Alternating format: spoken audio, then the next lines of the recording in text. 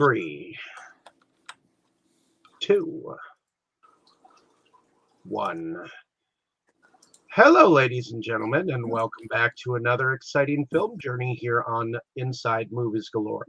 I am one of your hosts, but today we are continuing our celebration of being here 5 years online here on YouTube, and we are on our last choice coming from Tammy. Why don't you tell us, Tammy, what film that we have that you have had us watch for this week? It's a Christmas Carol British miniseries from 2019. It is based on the Charles Dickens A Christmas Carol, but it's a little bit different, a little bit darker. It was written by Stephen Knight, with actor Tom Hardy and Ridley Scott as executive producers. Let's see.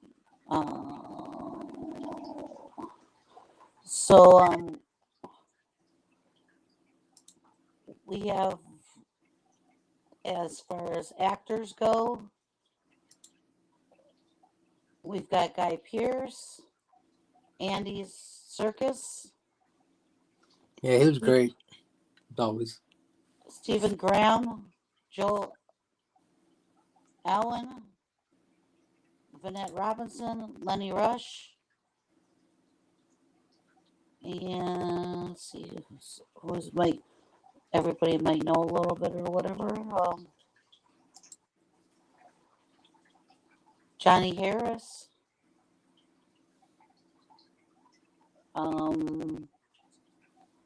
I know that David had said, David, which one did you say was in a couple other movies? I said Andy Serkis. He was Caesar in the trilogy dealing with the Planet of the Apes.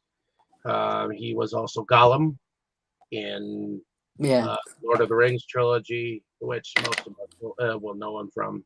And not too recently before this, he was in Mowgli, story of the Jungle Book.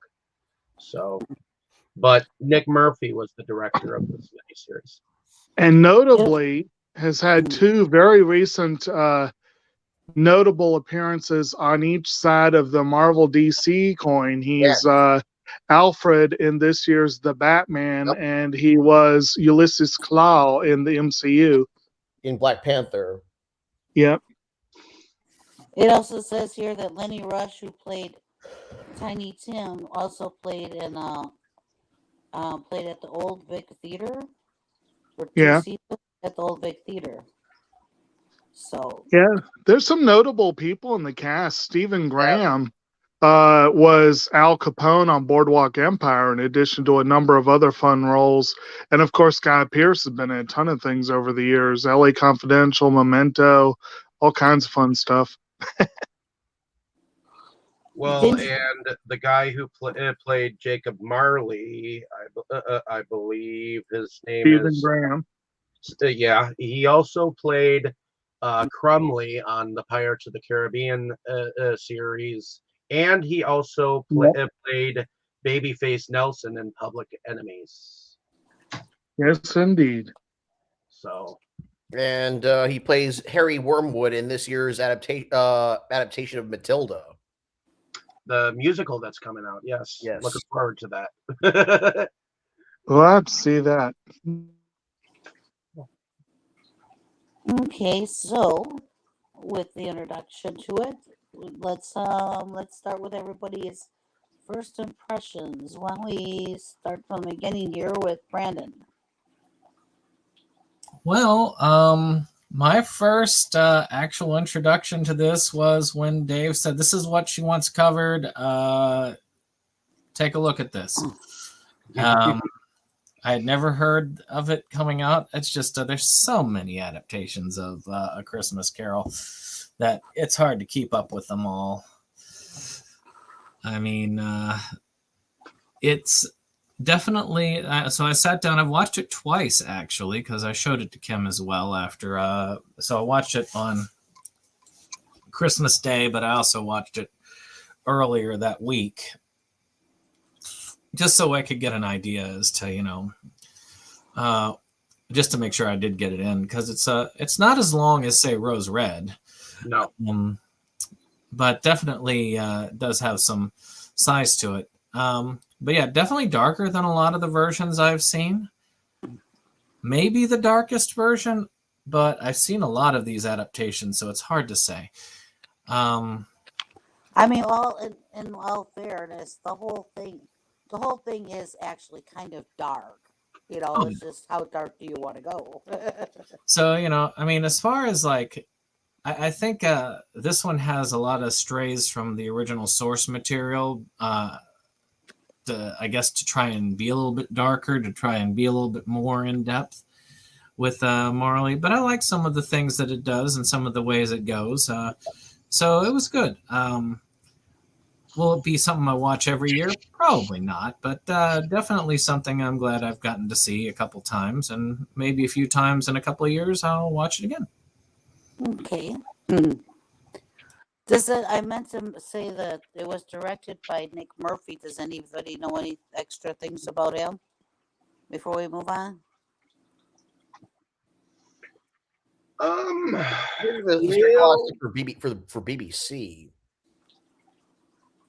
The biggest thing that I saw on his repertoire, to me, before this, was a TV series that he was on called The Mist. He did 2 episodes there, The Last Kingdom and Dracula. So at least 2 episodes apiece there. But he was the director of an independent horror film called The Awakening, which I did do own and I did see. It wasn't bad. So. Okay, yes. Just a lot of times we usually, spotlight on who the director is. So I failed to mention that at the beginning. So. Well, and I guess for 2022, he's director of another miniseries called A Spy Among Friends. So I don't know whether that is anything or not, but I guess he's been doing TV series and miniseries as of late. So. Okay. Did you have anything else, Brandon? The only thing else I would say is that I can say as far as my favorite adaptation of A Christmas Carol it has been Mickey's Christmas Carol, which is slightly lighter than this, but surprisingly darker than most Disney material. And that one I do watch every year. So, but I think there's so many of them that it's kind of fun. Everybody has a favorite, I'm sure. Oh yeah. Yep. Okay. I wonder if maybe at the end of the show we should just go around and say our favorite versions of the show, favorite adaptations of the story. Yeah, that would be kind of fun. Okay, sounds good. I was gonna say it in my introduction, but okay. Okay, but how about you, Dave? First time? No, this is not my first time, but I remember you getting all excited about it coming on to FX, and I know that you recorded it for us, and then later I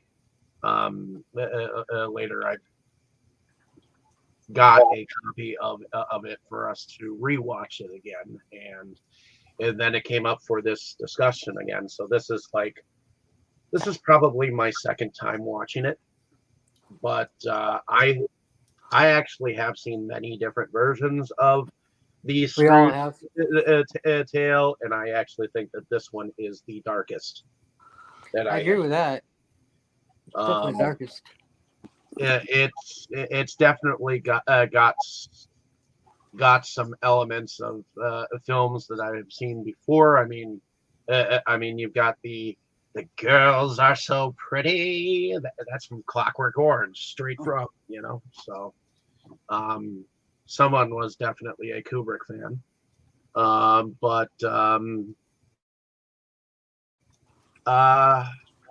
Yeah, I mean, this Scrooge needed quite a snap to it, you know. And the thing is,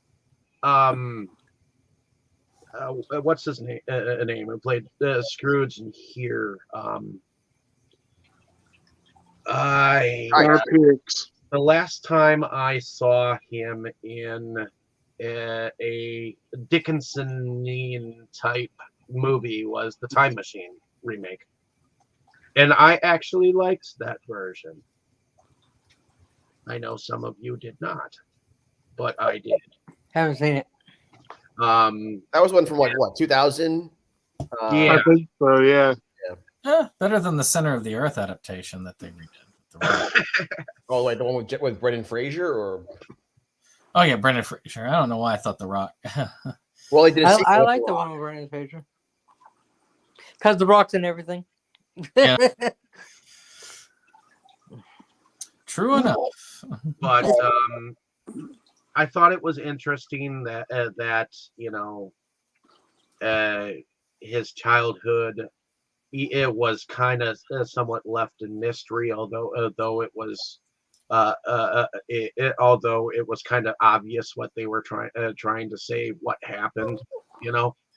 But you don't really need to know what happened. All it needs to do is be applied. So, and I did like the fact that Alibaba was a sort of a thing in here, you know. Yeah, that was definitely a different twist. Yeah, where are the 40 thieves? Wasn't that most of the workers that work for Scrooge? Oh, yeah. But anyways, They got thieved. well, they did his bidding, and he stole a lot. So, but yeah, and the interesting aspect of what he did to, you know, the people in his lives, you know, the things, the evil things that he did, and I thought it was an interesting aspect of humanity that this particular story told. So, heading over to you, Forrest. Was this a first time watch?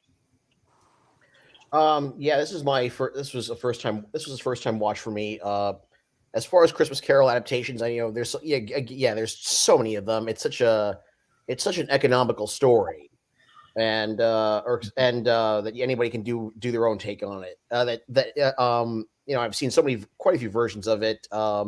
I did grow up watching Mickey's Christmas Carol as a kid, and then a few other. And then I've watched a few others. I mean, Blackadder's Christmas Carol with Rowan Atkinson. There's a Beavis and Butthead Christmas. That was great. A Beavis and Butthead Christmas Carol called "Ha Ha Humbug." Didn't see that. Don't want to. Yeah, I need to see that.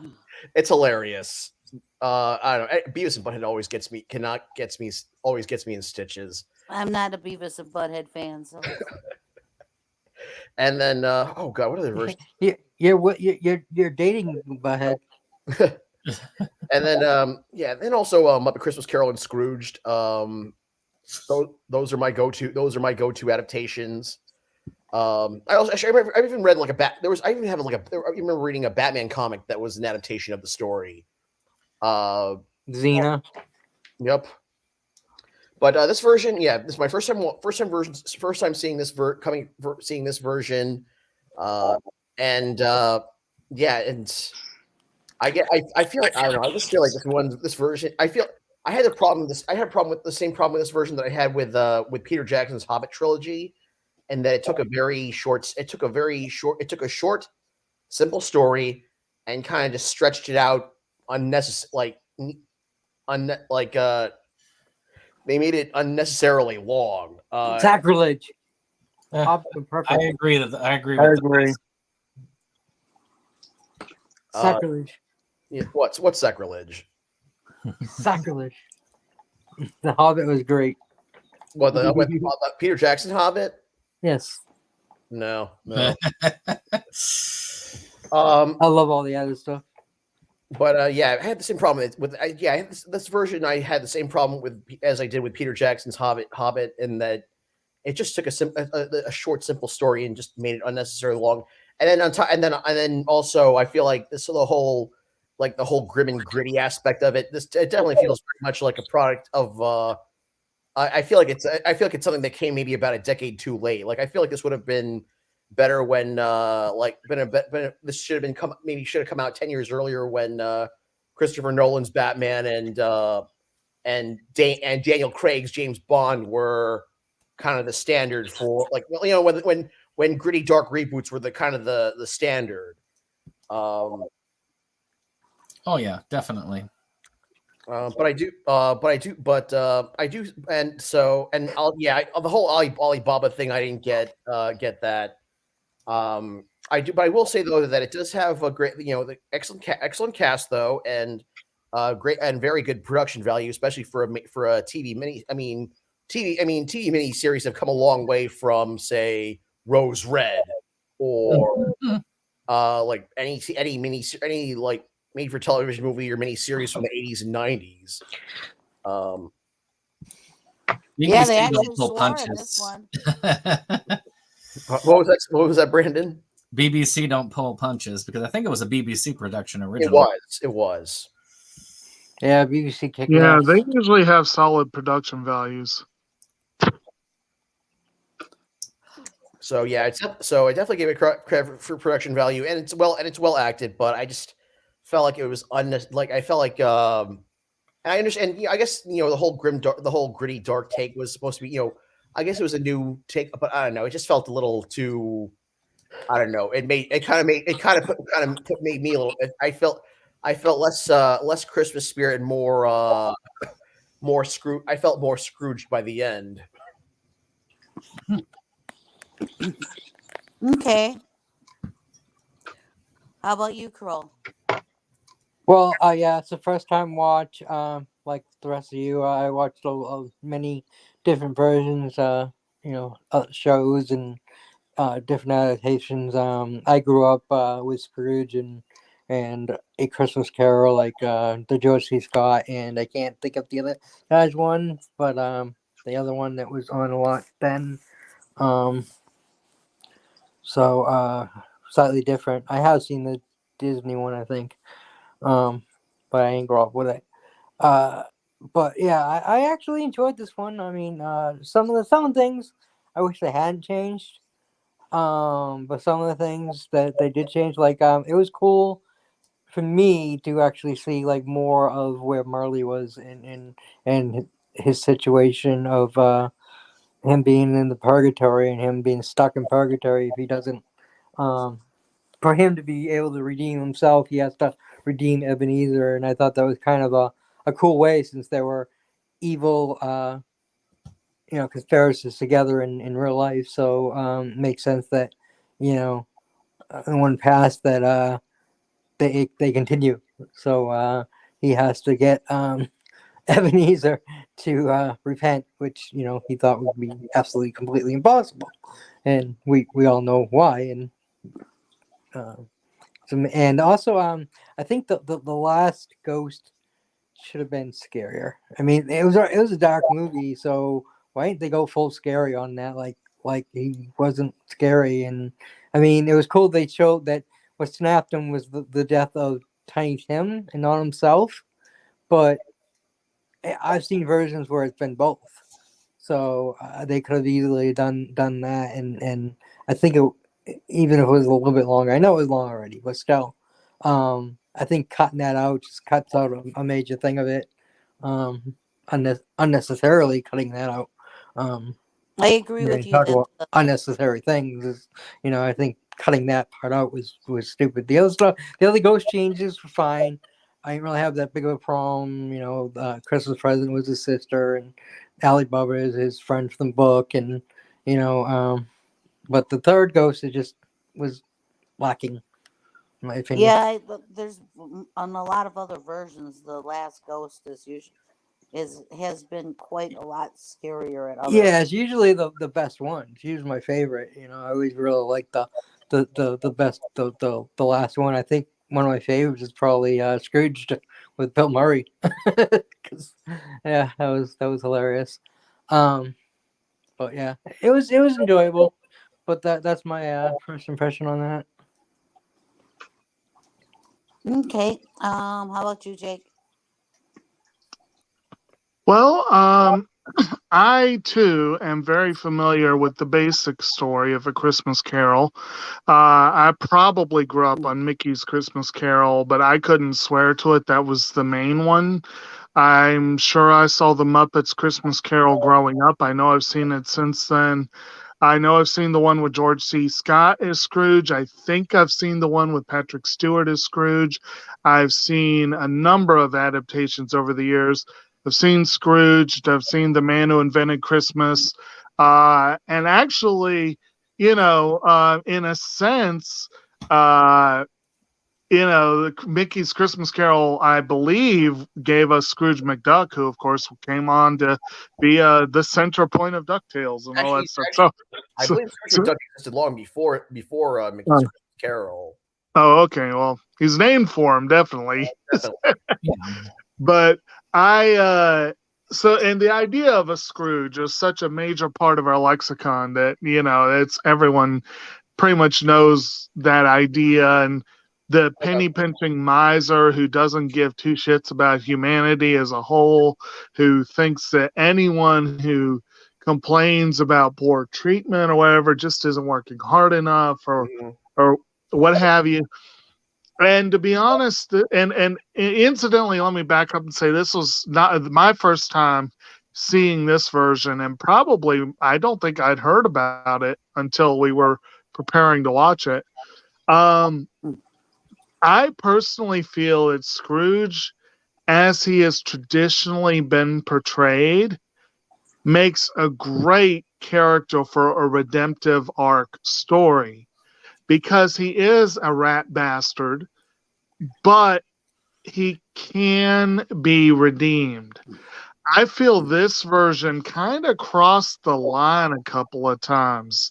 There were a couple things he did that I don't think he needed a redemptive arc. I think he probably deserved what was coming to him because of some of the things he did in this version. So it was a lot harder to get behind Scrooge. And also, everyone was darker. In previous versions, probably every version I've seen, Bob Cratchit never loses that faith in humanity that lets him think that Scrooge is probably misunderstood, even though he works for the man. And his nephew, Fred, won't give up on him. He keeps coming back year after year just because he's family, and he won't give up on him. And in this version, both Fred and Bob hate him. And Fred is dropped from the story after his one appearance. So, Kroll was talking about things that didn't need to be cut, that were unnecessarily cut. They could have definitely taken some of that padding that Brandon and Forrest were talking about and given Fred his storyline back. I really don't know why that was dropped. So I feel like this one had some serious issues with this portrayal of the story. I thought it was interesting. They did a really good job getting that dark gothic feel to it. And I liked some of the changes. Stephen Graham's my boy. So since he was playing Marley, I liked that they gave him more screen time. But even so, he didn't really get to do enough to justify that screen time. You know what I mean? And I liked Andy Serkis as the Ghost of Christmas Past. I thought he was pretty fun. But I don't know. The way that they changed the portrayal of the spirits so dramatically. They switched the genders traditionally assigned to past and present. they totally did away with the idea of Present being this big, boisterous, joyful, hedonistic character. Although I did kind of like the idea of Ebenezer's late sister coming in as one of the spirits. That was kind of cool. Yeah. Yeah. I and I missed that they cut out Old Fezziwig altogether, if I'm not mistaken. Yeah. So there were a few things that, and I didn't get the whole Alibaba thing myself. So there, Well, it's a I story don't that know. he grew up with. So basically, because he Yeah. read books, that was his only friend was Alibaba, and that was Oh, one of his Yeah, favorite books. So that I was don't the know. They reason. completely changed his past, basically. So Yeah. that was, yeah. So I don't know. It was interesting. The performances were good. The production was great. See, I'm kind of glad I got to see it because I like seeing different takes. Like a story like this can be adapted in different ways, and I feel like it can weather the adaptation because it's the kind of story that is so much a part of our collective conscience, and it is relatively simple, which allows for twisting and tweaking in different ways. But I don't. I felt like this one just tweaked a little harder than it needed to. I Yeah. agree. It took your padding out of the story of the Christmas Carol, and then just left it bleeding for you to see. That's for sure. Well, the one thing I loved about the Xena version is it not only had it was not only Scrooge, but it threw in Santa Claus, and then for those Christian people, Jesus at the end too, or the three wise men. So they threw a Right. little bit of everything in that episode. So kind of cool. Okay. Well, it was definitely not my first time seeing it. Like David said, I saw the ads for it the first time I saw it, and it was like, that looks like really wicked. I want to see that. So, and I do agree that there definitely are some key points missing that we are used to seeing in other versions. That it would have been nice to have them still in there and a little less of some of the other stuff. So, um, I do like the version though because it is darker, it is different, in that aspect. And I definitely agree that the cast is great and everything like that too. But it is missing some of the things that we've all been accustomed to in other versions. Yep. But I enjoyed it the first time, and I still enjoy watching it. So Another thing that's kind of interesting is how Scrooge is played by Guy Pearce, who is really not that old, No, and he doesn't it's seem younger than the other versions. it's probably the first time I've seen it where Scrooge isn't kind of an old man, or at least old middle age, like he's more young middle age. I like that though. It kind of works. Yeah, well. it's interesting. Yeah, Because it you definitely see did a lot work. of people who are in that like late 40s type that are, well, I mean, you're Jeff Bezos type, which I think Bezos is probably the best analogy to Scrooge today. You know, I'd say I don't know, maybe Elon Musk. or yeah, I don't know. I feel like Bezos might be I don't know. I feel like Musk would be just too insane. Beyond save, yeah, he's beyond redeemed. but yeah, I think that's I do think that there's some interesting stuff that came with the pacing here, but we'll talk about that as it goes. But yeah, I think that it was an interesting attempt. okay, so it basically, for the most part, starts out like you were used to. We see Scrooge being his normal bah humbug at the holidays. You know, treating we had Cratchit. Don't forget putting four whole pieces of wood in the fire. It Oh, actually That's enough. begins in purgatory, if I remember correctly. Yeah. With the peeing Well, on the actually, grave. it begins with some guy pissing on Marlon's Yeah.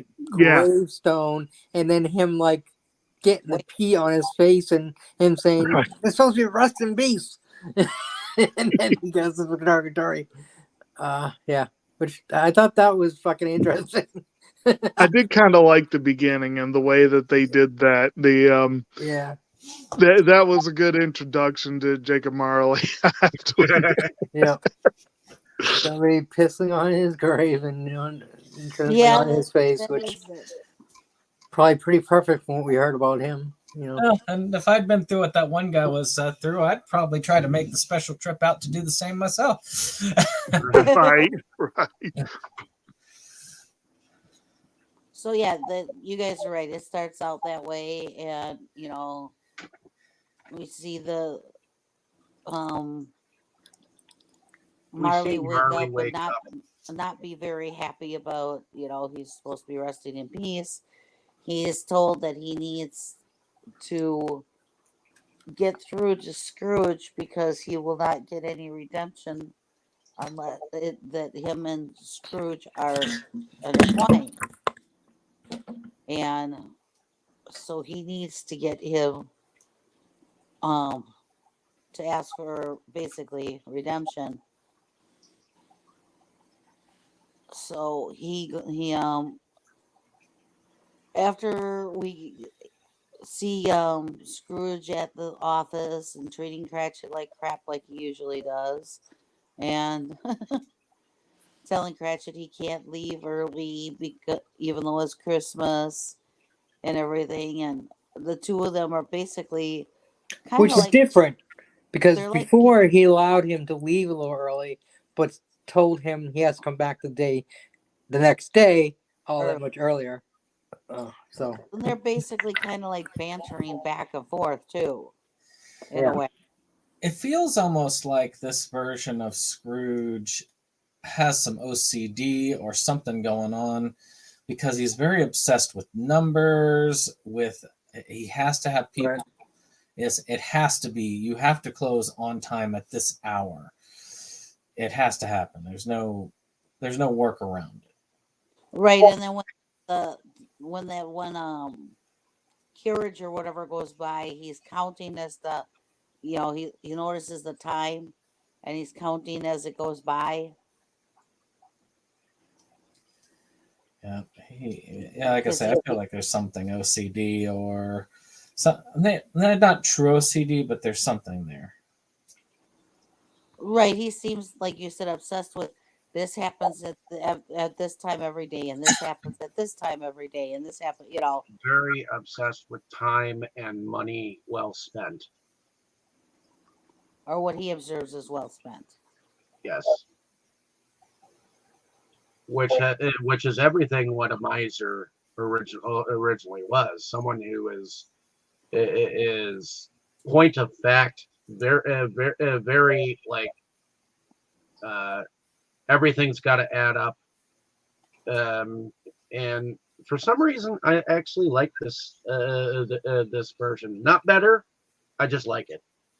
Just because when you think of someone with that much of a money sense, they don't normally show that in any Scrooge adaptations before, and it's an interesting way to show an obsessed person about money and time and equations and everything like that. So someone a little bit like Einstein. But anyways. Okay. So Marley rises from the grave. Well, before he rises from the grave, Scrooge goes home, and Marley thinks that there's actually he'll tell him this later, but he thinks that there's actually hope for him because there's a team of horses outside. Well, And even he, before he, that, two sixpence have come out from the fireplace, and they are the same coins in which that he laid on Jacob Marley's body before he laid him to rest. It's obvious that he cared for his friend a little bit, because he's always talking to his friend to Marley, even though Marley isn't there. He's constantly just, I mean, even speaks to it that yes, they were definitely friends. They were definitely there. I don't know how much he would do for Marley as far as friendship goes, because That might, though, also be an argument for what you were just saying about there being a little bit of OCD, because it's very hard to change one's pattern, one's habit. And so if he had a daily ritual of bickering back and forth with Marley, he's got to keep up his end. Now, I did like the, still it has nowhere near my favorite way of them dealing with it, with Scrooge not within the Disney one, where he just crosses out Marley's name on the sign, and he even starts off by saying, "It's like, yes, Jacob left me just enough for the burial, and then I had him buried at sea." I love that. Okay, well, after all that, we see Scrooge go home. He sees the team of horses, and he actually seems to feel something for them being out in the cold. And he takes the blanket and covers them up. Yeah. And then he walks up to his door, and the door knocker looks like his friend. And when Yeah. he goes to knock it, he loses half of it. Was that in the book, or was that? It was definitely in most of the movies. So. Well, I mean, it was in the Disney one, but I don't know whether that was. It was in Scrooge. It was in. I don't. Are you talking about the Marley as the version with Born Jim Carrey?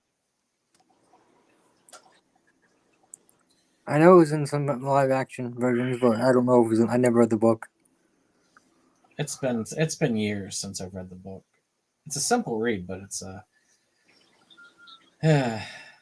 Well, anyways, when Marley finally does show up, he's missing half of his jaw, which he finds on the floor, and you see him. That's what I thought was kind of neat. He sees it sitting there, and he picks it up, and you see him reattaching it, while Scrooge is just sitting there staring at him, because he's not believing that this, at this time yet, that this is true. He can't believe that he's actually a ghost. He's actually there. He does, just like in the other versions. He thinks he ate something, or he didn't eat something, or he did eat something, or he's going back and forth in his mind as to why he's seeing, Marley. And then Marley explains to him why he is there. Prepare ye. So what do you guys think of all that? How they did it? I like the effects with the jaw. I thought that was kind of unique. The fact that he saw him at the door, which you normally see him like as the door knocker, but it's a little bit different when the jaw drops out and when he fucking comes into the room. He's got to fix his jaw just to speak. I thought that was unique. That was a different take, yes. Oh yeah, quite a different one. So at this point, Marley is trying to tell him that he's going to be visited because he needs to ask for redemption because they are linked, and he cannot rest unless Scrooge has redemption. But Scrooge is not believing any of this. like usual. And Marley tries to get through to him before any of the ghosts arrive by showing him visions of the workers suffering in the mines from in the past, and how their greed together had caused, and it Bastards. That one was like, wasn't that Well, a factory explosion? That one was similar thing because it wasn't the cave in. It was was like one of his factories had gone up in flame because they hadn't bothered to do the permits. But then, of course, they went to court and said, well, it's laziness of the workers and stuff like that, which is a typical thing. You hear that today. Something happened is because the workers were lazy. Yeah, we cut corners, but economics. But that's but that was a different, almost like a war zone.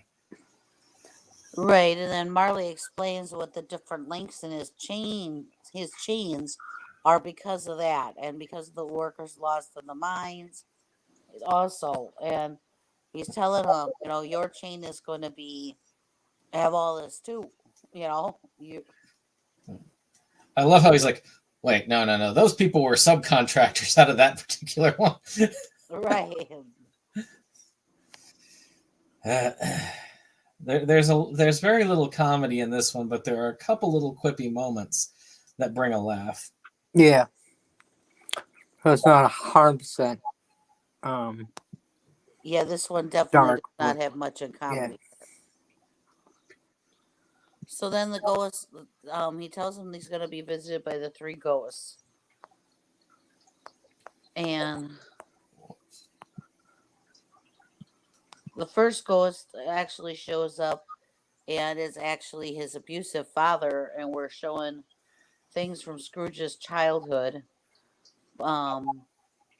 including, actually right before he shows up, he has a vision of a little mouse that he had as a pet with a cute little bell and everything.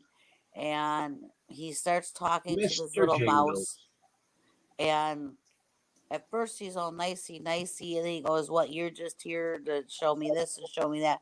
And, and he gets mad and he throws this mouse out the window. And then right after that is when his father's ghost shows up as a ghost of the past, and reminding him of his childhood and how abusive his father was to him.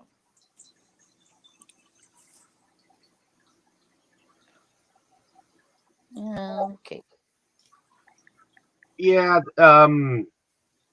this was basically just to show him like the first lesson that he learned at a very young age, and the ghost of Christmas Past ends up showing up like immediately after, like, the worst of it happens, and he's like, well, I'm here to unlearn what you learned, so. Which then that takes us to where he sees the children. He takes them to his past. He sees the children having a snowball fight and in his past and everything. And then he's where everybody goes home except for him, because this has been set up with his father. And before he goes back into the school, his childhood storybook character shows up, Alibaba. Which is kind of interesting because earlier when he was speaking to his nephew, he mentioned Alibaba in passing. What do you think? This is a fairy tale like Alibaba and the 40 Thieves or some shit, Well, yeah, when he was talking about the Bible and religion in general.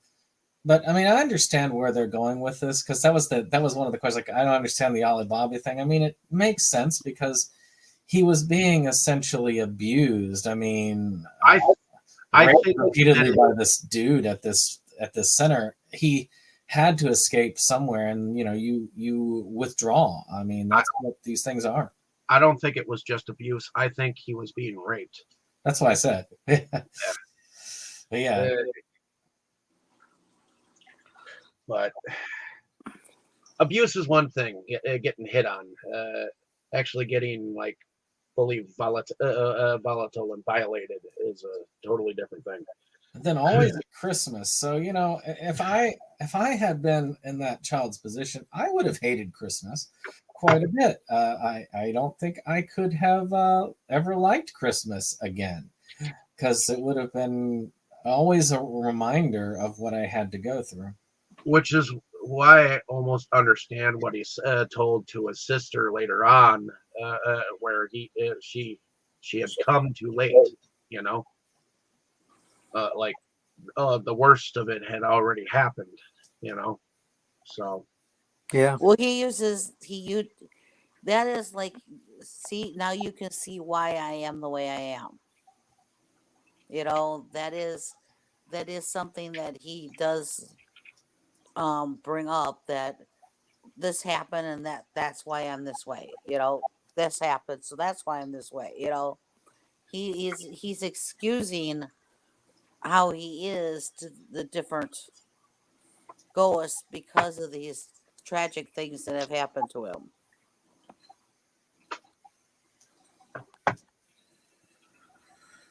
And I do like how when he says that to his sister, she says, don't use excuses with the final ghost. He won't listen. It's like basically you'd be wasting your breath with that. Correct. Yeah. But heading back to Alibaba, I like how he shows up and he's like, "Hey, do you recognize me?" "Ah, yes, I'm Alibaba."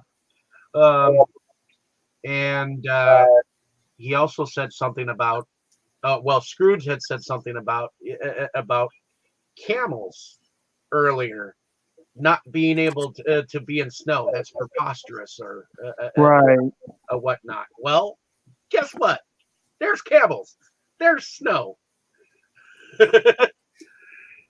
And they end up showing up to the boarding school that is. Which he said he would never enter that building again, ever. Except he gets there every night in his nightmares and dreams. Correct.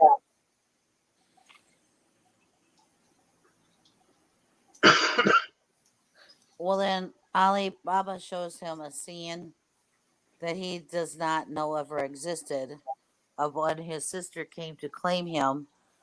Yeah. And Pulled the gun. Correct. She pulled the gun on the. That was cool. Gutsy move. Yeah, I liked that move where the sister's like, our father has forced Ebony to stay here, and I'm taking him now, and there's nothing you could do about it. We're rid of him, and Ebony's now coming home.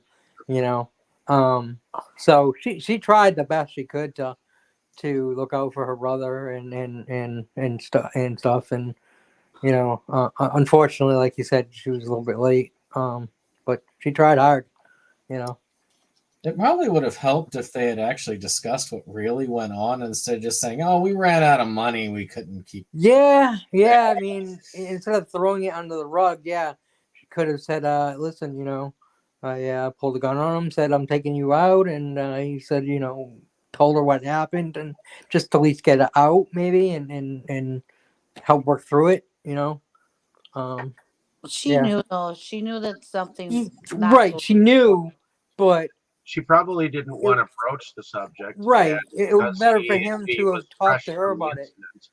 It was better to leave things alone and maybe have him come to her if things. Yeah. It would have been better if he had actually come to her and confided in her to get it off his chest, and it would have probably helped. But, for whatever reason, he didn't do that, and instead just focused it on business and making much money. Probably thinking more money, more power. Nobody could ever hurt him again like that. So, I get that, but unfortunately, he ended up coming Scrooge.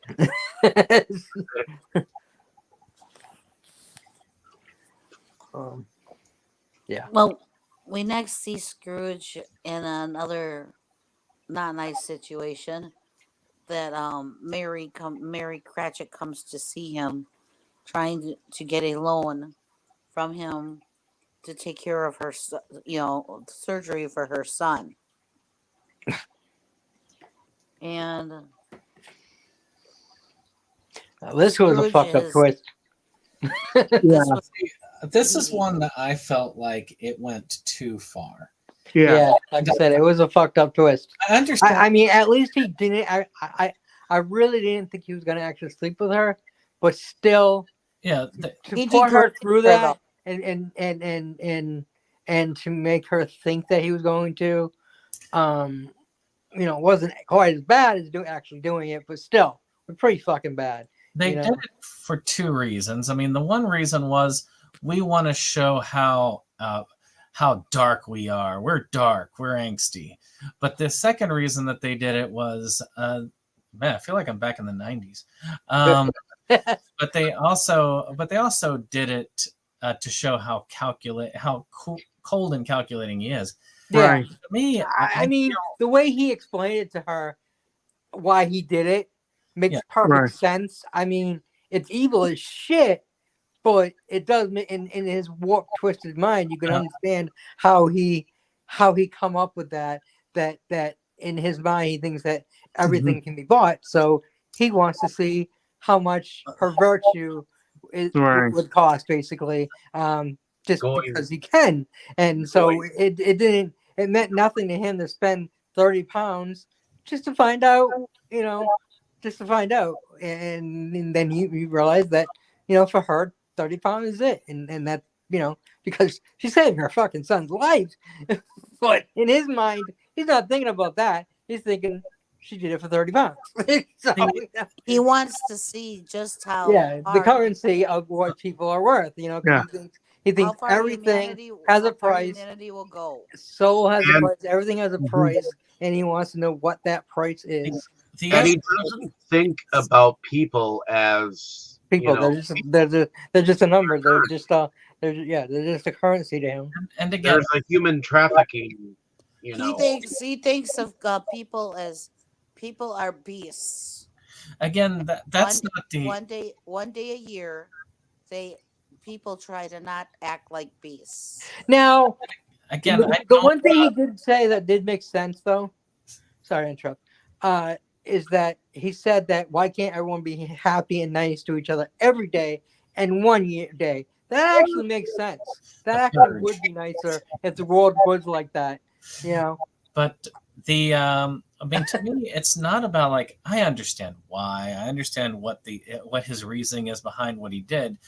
But I think thematically, movie-wise, this was a mistake. One, the Ghost of Christmas Present takes up more time in this movie than the other two ghosts combined.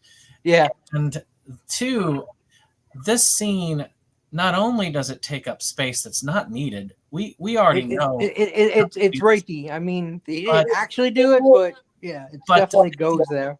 But the end product is that any sympathy that you might feel for Scrooge is kind of goes out the window. Destroyed by the ending of this. This scene, to me, made me feel like I don't care if he learns. I hope he doesn't learn. He needs to just rot in hell and die. And now, her cursing him and saying that about the spirits was kind of a cool line. I really like that, and the way she delivered it was really good. So that was good. But she could have still done that just other things that he's done. Even this scene, let's say we go with this. She came to him for a loan and couldn't bring herself to admit it to Bob. That could easily have played out differently. Yes. And still given us the same basic ideas But I agree with what Brandon said. This scene really does cripple, if not destroy, one's interest and sympathy in Scrooge. Yeah. It's really hard to want to even though he didn't actually end up raping her, he did force her to fully debase herself in just about everything short of the act. He forced her to sell everything dear to her for what he thought of as a very small sum, just to prove he could. Yep. And it's like, yeah, you could have made that point without being quite so harsh on it. Exactly. And I feel like the way they play him, the way Guy Pearce plays him, by the end, it does make for an interesting disconnect when he starts kind of cringing at his own actions. And, and the way he plays it, you kind of start to feel for him again by the end. But it really is harder than it should have been. I mean, he did say, like, right when they said, "Oh, we're gonna go back 7 years, Christmas Day," and he goes, "We don't need to go there." Like, he knew immediately what it was, and I think immediately he felt like maybe that was bad. So I think he already felt kind of bad about that. So I think they also played it up to show Mrs. Cratchit's connection to the spirits, and I also think that they were planning. This was 2019. My guess is pre-pandemic. They were planning on doing this as an ongoing series with her finding people to summon these spirits with as it went. I really do feel like they were planning on. Yeah, it definitely the way it ended, it definitely seemed like they were setting up for more. Yeah, that was going to be like every Christmas, Mrs. Cratchit finds another person that's like there, and then she seeks the spirits. That'd be a different take on it. Yeah, they definitely sound like they set it up for that. I think you're right on that. I think is why they had that whole thing there, was to try and set that up. But we'll never know. A little thing happened in 2020 that kind of disrupted a lot of people's plans and ideas. Yeah, yeah, it did. That it did. So you guys basically touched on what I was gonna say too about he did. When they went to go to that part, he already knew what was coming. He didn't want to see that part again. He was really no, I don't need to see that. Do we have to go? Do we have to see that? You know, and you can see how uncomfortable he was. I don't need watching to be this here. play out. And he was suddenly there. Yeah. Well, there is an element of as the man says, when he thinks he doth protest too much, like the whole how vehemently he proclaims that people are beastly by nature, that Christmas is an excuse for people to lie about their true natures and all that kind of stuff. There probably is, even at the outset, this tiny germ of a thought that, this is more of a theory than anything. So yeah, he probably was already feeling a little uncomfortable by the time this came around, and probably thought, I might have gone too far at this time. But even so, it's like that he did go there at one time. And some of the other stuff we guys talked about, the factory, I think you mentioned the mine, although we learn more about the mine later on. Like, this guy really did not see humans as valuable in and of themselves. He saw them as entries on a balance sheet. And it does touch. It does. This miniseries does touch on possible futures that he could have had with a significant other and having children. Yeah. Yeah, that was what's this? So the And kids you could have had. how he learned his malleable practice in tragedy, where I guess a factory owner had gotten into a considerable amount of debt, so he ended up giving the factory son owners an ultimatum about certain things and bought their company for less and sold it for more. Yeah, that was definitely a fucked up. Like they listen, the government's coming down on you. You're gonna go to jail, but we can stop all that. But you sell us this property for pennies on the dollar, and to point He a turned phrase, around and he and bought it and for then they sell 800. it the next day for, you know, Yeah, he bought it for 800, sold it for 8,000 the next day. yeah, Everybody lost their jobs. yeah, Like, and not only did he sell it, but then it just got destroyed. So Well, I mean, it's venture capitalism at its finest. I mean, Oh, yeah. they do that all the time today. It's, it Right. totally is something that still happens. Mr. Potter would be It's proud. despicable, but as despicable as it is, it still happens today. and I do Oh, like yeah. Christmas to illustrated it. you in jail. I actually loved how I did like seeing Jacob Marley back in his prime when he was doing that. That he was the mouthpiece, because you could tell Scrooge was never a good person-to-person talker anyway. Right. So you could see where Marley was kind of the human angle. He was the personable person. But he was the amiable one that did all the talking, and Scrooge closed the deal and did the numbers.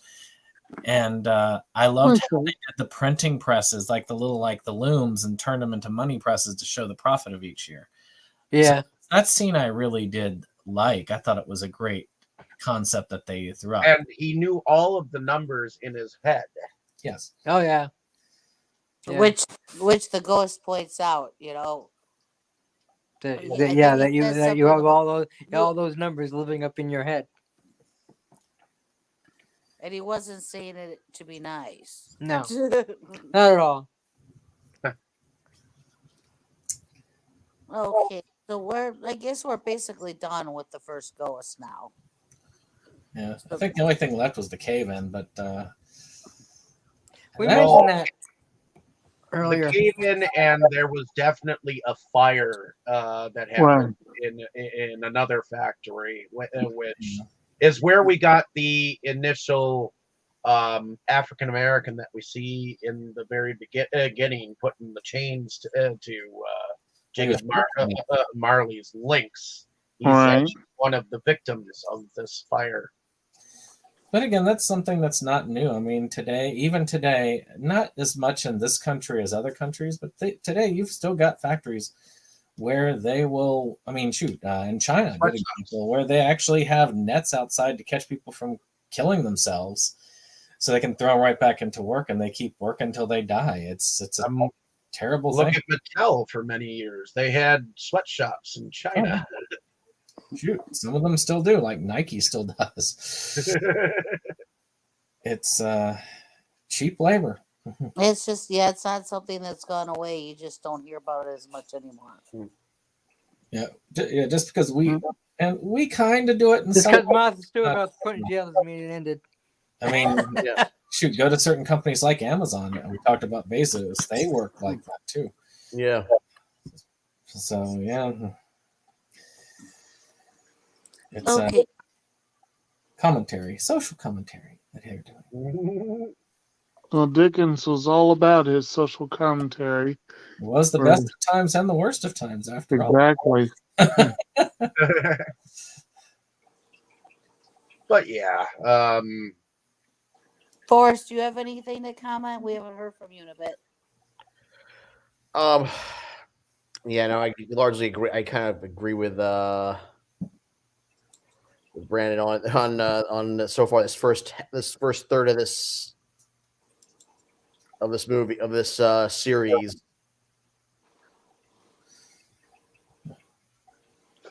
Okay. So I guess we're up to the second ghost, which appears, and it happens to be his sister, who is who has passed away, and she is Right. representing the present Christmas. Yep. Right. And she, It kind of does sadden me to see some of the missed opportunity here, because where they spent a ton of time on past, they didn't spend a lot of time with present. Yeah. Present. Yeah, and they spent like nothing with future. Well, it's like I said with the well, depending on the version, the future often gets short shrift. Right, Uh, but they didn't even and they didn't even go like, like scary or anything. Like it was just, I like I said, I was very disappointed with the future ghost. I'm sure we'll get to that in a bit, but as far as the present, this comes back to what I was saying before. Traditionally, you get the scenes where he looks in on the Cratchits, but you also get the scenes where he looks in on Fred and his family. And sometimes you get other scenes too, depending on the version. But again, in both of those, I feel like that's a critical part of the story where he gets to see, having been reminded of the things that he's like here, he's reminded of what a douchebag he's been. Like in other versions, it's more he's reminded of what he's let slip away because he was just a money grubbing a-hole. And here, usually in this part of it, he gets to see people that maybe not everyone does hate him, and that people you got to are see his nephew and their family and the nephew saying he wish his uncle was there, and you also get normally a scene where people are haggling over his stuff after he's dead. Well, no, that's the future. We're talking present. Yeah, we're talking present. I do feel like they dwell too much on this guy is irredeemable. He is a total plastic. There is no one that likes him. Right. So why are we redeeming him? Yeah. Point. Right. And this is the reason why that scene with the wife was unnecessary, and I think actually hurt the story. Yeah. And I mean, here you get the scene with the... Oh, go ahead. Well, you get the scene with the Cratchits, where basically Bob is talking about how he might need to put in his notice. He's just not happy. And this other guy gave him an offer because he hates Scrooge too. So he's going to try and headhunt him, which I did think that was kind of a funny addition, that he's being headhunted because everyone else knows what a dick Scrooge is.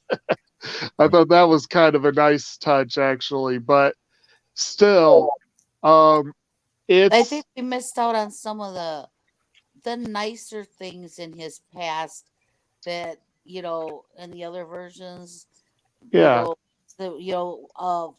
When, before he totally got into only money, and you saw when in other versions, you see him, they're showing him about his original boss that he was working for. Right. And Old Fezziwig. He was and that Scrooge was not a tormented, violated soul. He was just a kid like any other who, just happened to decide that money was more important even than love. And so, like I said, there was more of a sense of this guy lost everything because he was going after the wrong things, rather than this is a guy who was destroyed by the world and basically just wants to give back what was, you know what I mean? Yeah. It's a very different shit, take. I'm going to treat the world like shit. Exactly. I do wish that they had shown his capacity to be good more in those past. Yeah. Which was the sad thing. It's like they decided to add so much over there, but yet cut certain things like they cut out too much relationship with the woman that he, other than just showing what could have been. At least even in the Disney one where they did it like all in a half hour, yeah, they had that scene where he's like, "Oh yeah, our honeymoon cottage, I'm repossessing it because you didn't make payments on the mortgage." But but he wasn't necessarily a dick all the time. You got to see a little bit of the romance and that and they had that cute song in the Disney and the Muppet one that they've restored in the love is gone. So those are things that show that there was something good about him at one point in time. Which you really don't get any of that in this one. Right. This one seems let's see how much you can really hate this dude. Which they did a pretty good job, like I say. Yeah. Let's make him a douchebag and stick to it. But I really do wish we had spent more time with Present because then we could see the cousin, maybe make the cousin not be like, yeah, I'm done with you after this year. And be like, yeah, I understand, he's not as bad as you think he is. My sister has said this. Show them, because they ended that with his cousin just showing up and gone. Nephew, yeah. Yeah. And then, of course, in the present part, we also have the thing where she takes them to the church where they're singing hymns for the victims of the Actually, it was for the victims, but there was a statue outside for the 31 horses, not 31, 17 horses that died. And you find out what that guy puts on the graves every year because father was one of the ones who died in the cave-in. Right. And you see that Scrooge actually seems to care more about the horses that were killed. Oh, yeah. Than the people. Well, he'd given up on humanity for the most part, other than Tiny Tim for some reason. For some reason, yeah. But that's the other thing that I don't understand. And he starts to show caring for Tim in the present scenes here, but I don't understand why. I still don't quite get that he latched on to Tim and cared so much about this. And he's already said, I've hardened my heart to humanity. The animals I'm a little bit more sympathetic for, but the people, screw the people. I still don't quite get why he latched on to Tim necessarily. Yeah, it doesn't seem. I mean, you can, in other versions, you can kind of see where and why he starts to feel like he does for Tim. But on this one, it just it's kind of like boom.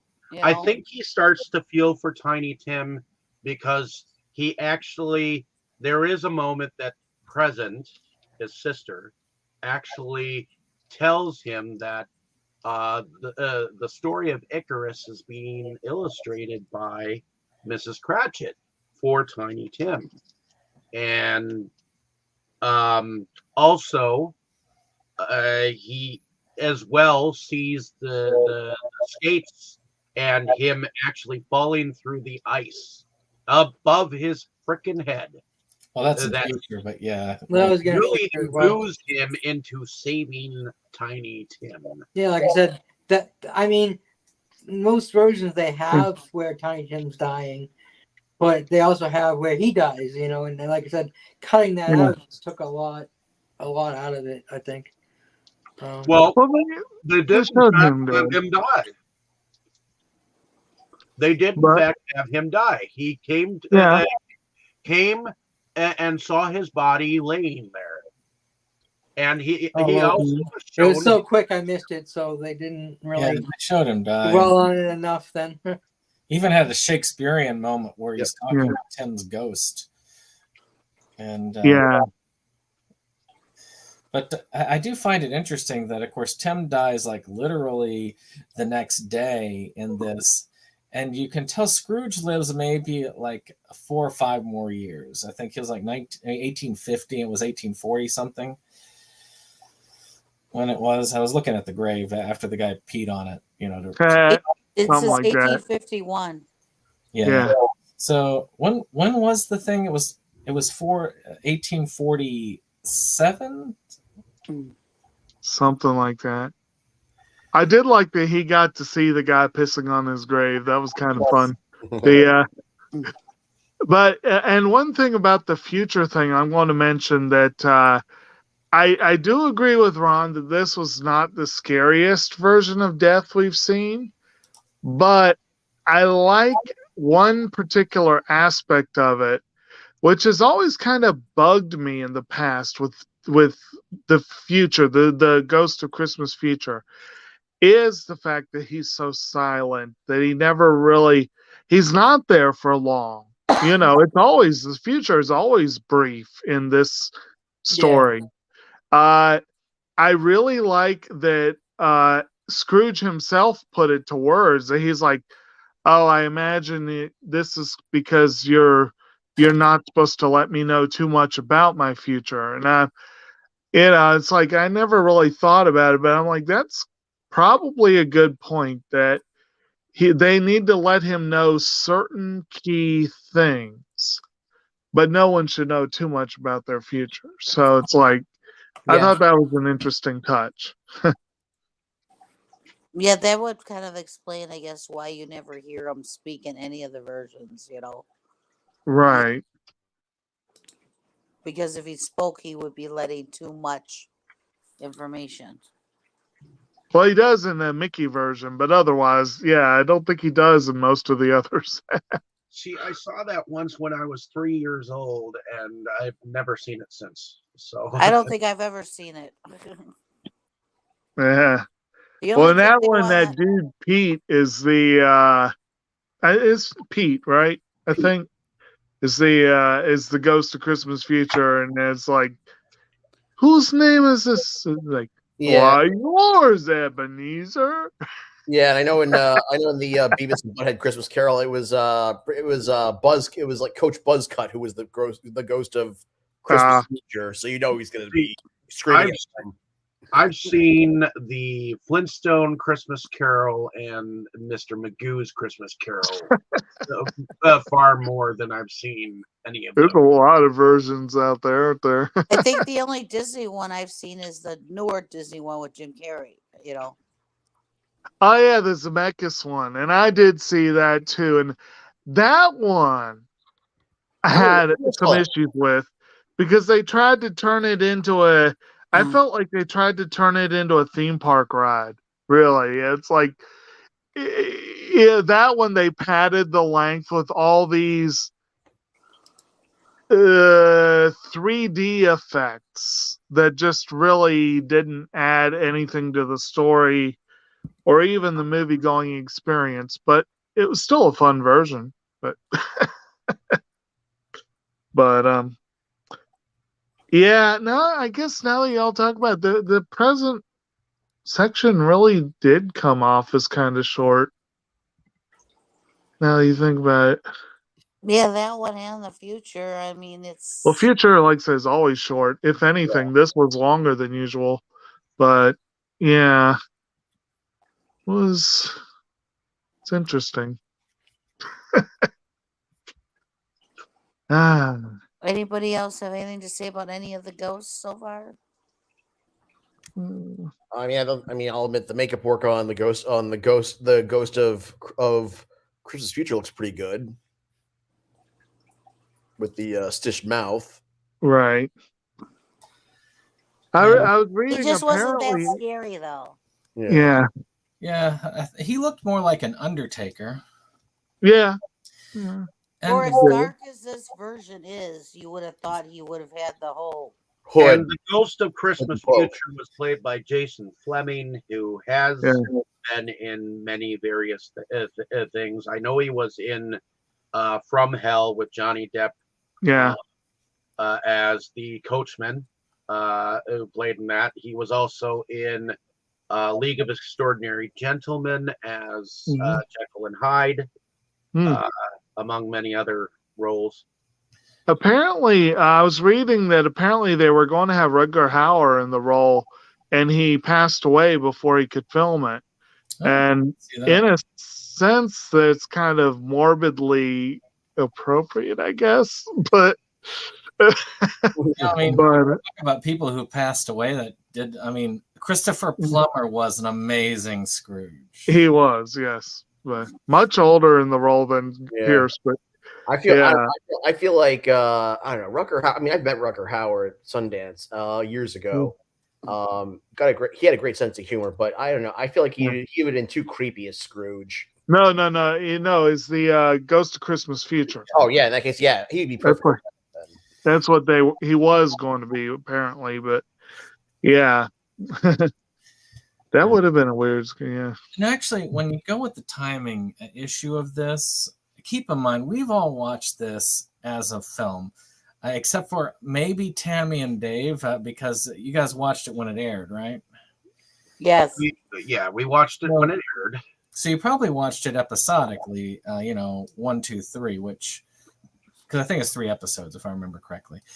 So I think maybe if you look at it as an episodic thing, it works better that way. I mean, having like a full episode dedicated to Christmas past, maybe what they could have done is had it as to a 4-episode deal, and then spend a little bit more time with present and future and the ending. But yeah, maybe just make future a little scarier. Definitely are not watching it as it was originally intended.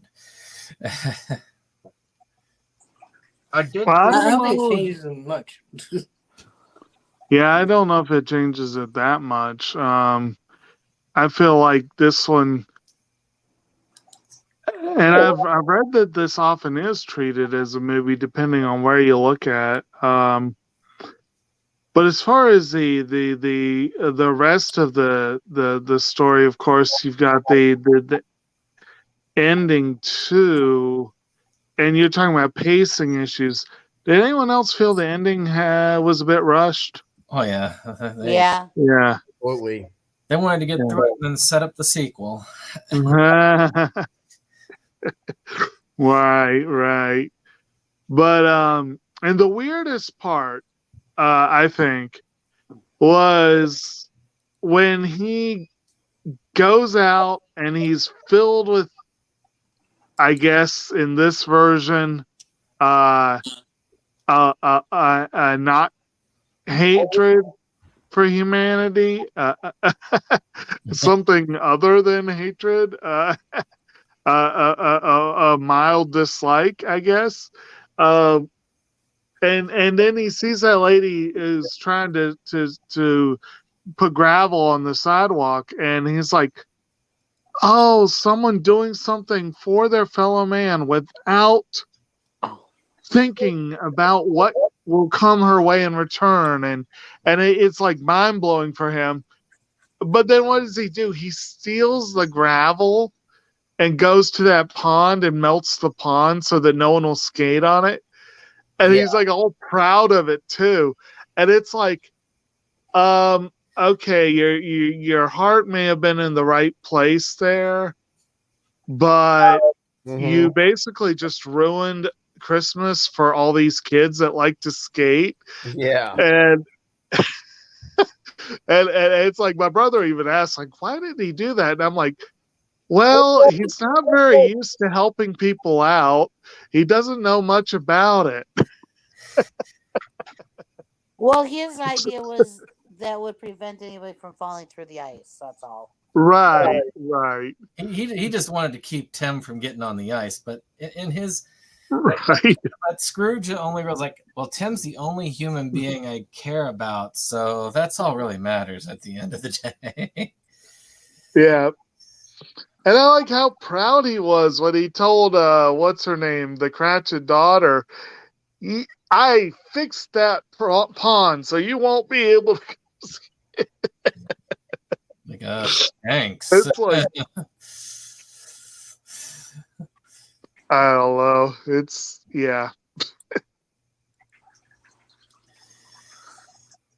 and again, of course, then it also harkens back to that whole thing where, you cannot be forgiven for what you've done because you are too evil to be forgiven. And she puts it out like, sorry, man, you're too evil to be forgiven. You can do what you can, but we'll take the $500 and 500 pounds and thank you, but we don't forgive you. So, that's the other thing. And he even makes a point. It's like, it's not about forgiveness. It's about doing what we can for the future. Yeah. I guess that's the point, but I feel like it's kind of lost in that. Right. And actually, to the point you guys were making about how much time that it spends on the past, and if that really is kind of the moral of this version, is that we've got to live for the future. It really is interesting that they spent so much time on the past. Yeah. Long past? Yes, definitely. Very long past. Well, yeah, and this one definitely does end a lot differently because he congratulates Cratchit on the new job and wishes him well. He's saying he's gonna close down the business and he's giving them all this money. It's just besides what he did with the pond. So it's just a bit different. Yeah, and Right. Yeah, I mean, I don't know. I mean, making him kind of a venture capitalist instead of just a simple banker. But I guess back in the day, I guess venture capitalist would be more of today's version of Scrooge than banker. But he was a venture capitalist in past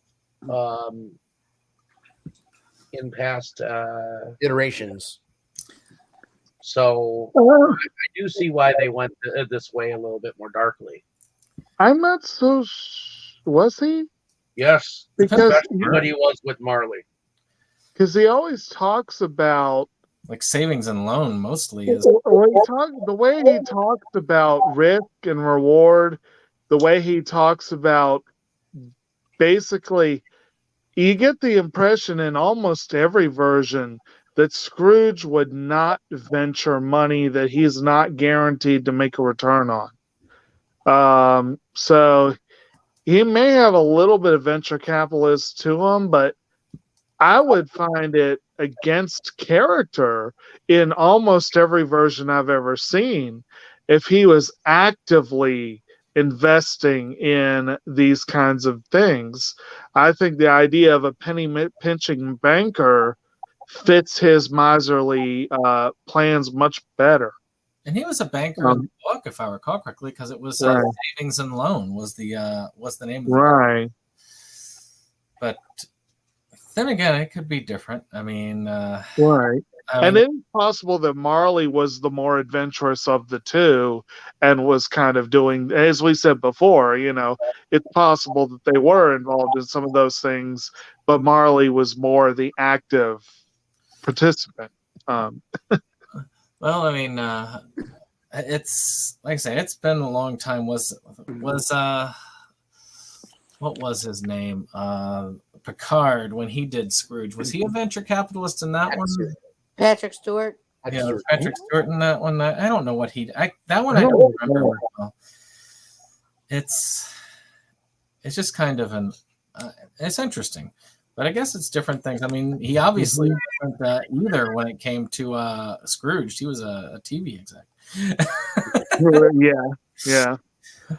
That version was a little more of a risk taker, just a little bit.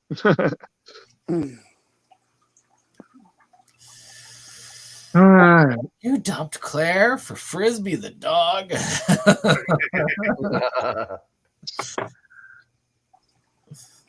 Wasn't Henry Winkler in one too? Yeah, An American Christmas Carol. Yeah. Yeah. You were Scrooge in one of them?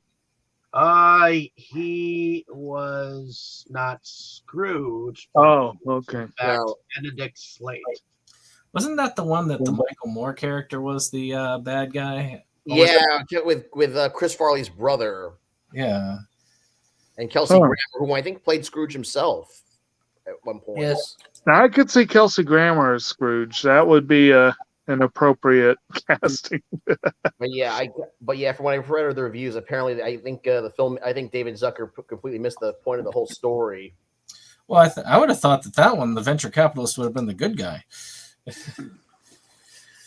But yeah. Well, I think we've come to the end of it now, basically. Unless there's anything else anybody wanted to say, otherwise we'll go into production.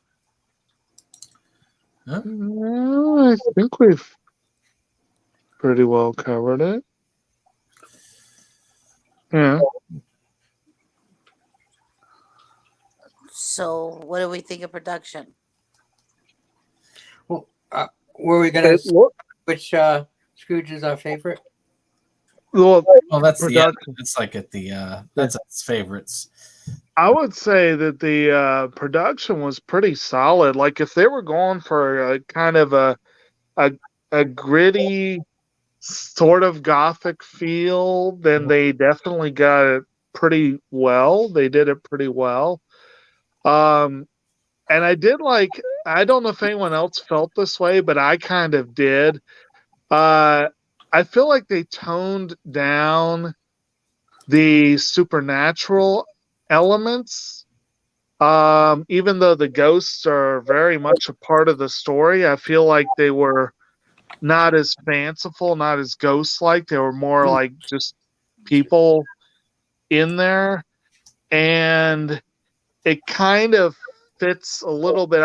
I've heard the term magical realism used with this story, with this particular version, and I think that fits. I feel like this has a little more of a magical realism vibe than it does what we usually see, and I did like that. I thought that fit it pretty well. Okay, well, I do have to, as far as production, I have to agree with everybody, though, as how they spread it out could have been a little bit better.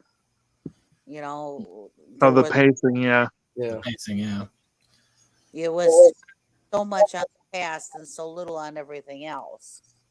And then for all the time they spent on the past, some of the key elements that we've all been used to were excluded. And both of those were partly due to direction, partly due to editing, but partly due to the script. And I'll throw in one other little thing about the script. I don't know, this was supposed to have more of a modern vibe, but do we really need to add modern profanity to Dickens? Yeah, right. I don't think that took me out of it. I didn't think we needed to. I mean, I'm not. Yeah, well, the first time I watched it and I heard them swearing in it too, I was like, huh? That surprised me, actually. Believe me, I didn't curse up a storm, but yeah, that kind of took me out. But that took me out of it. But that took me out of this movie. Yeah.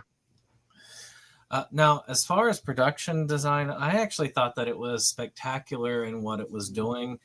I mean, like I say, Ghost, even the Ghost of Futures design, it had its reason. And that, I mean, especially the lair of the Ghost of Christmas Past with all the trees and the fire that was going on, it did have an amazing quality to it. So I will give this, I would say, an A+ for production design. Absolutely. Pacing, no, but production design definitely was pretty good. Anybody else? I have to agree. The productions of the background and the story setup, I do have to say that they were pretty much on par.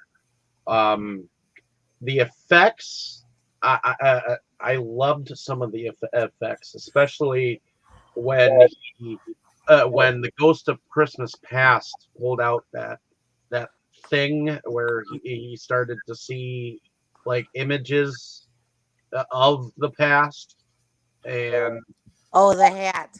Yeah, the hat. I loved that moment, and every time something he had turned into a cane.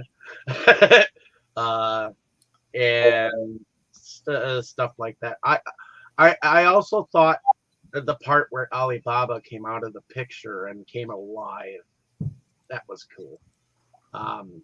I understood the Alibaba story. It was his hero. Every boy has a hero.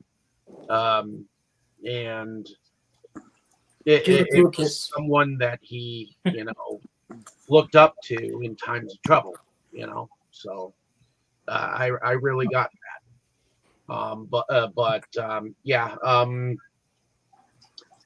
I guess in terms of reality, the special effects of showing the different moments of tragedy throughout the film was pretty, realistic. So having him taken through all these like different places that he didn't know the other side of the spectrum, But other than that, anyone else?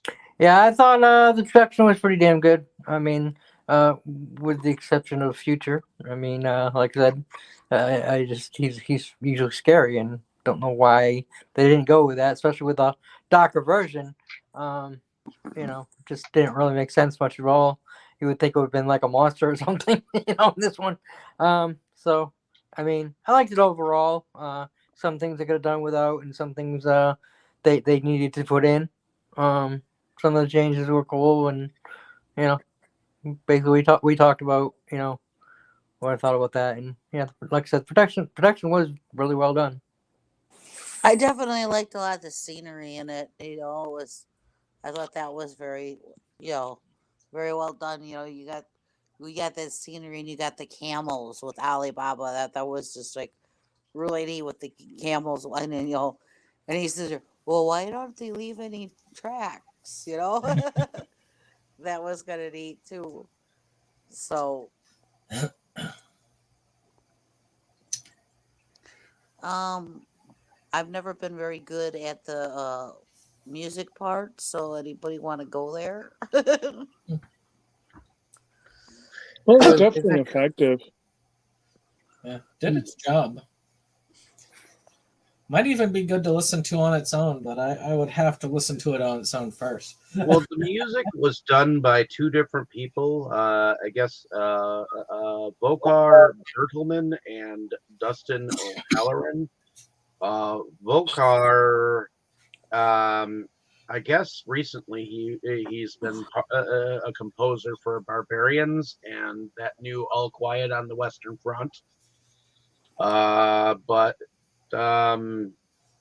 he's pretty active. I mean, he's part of TV, part of movies like War Sailor, Against the Ice, West Wall, Stowaway, and I guess the first one that he composed for was Summerland.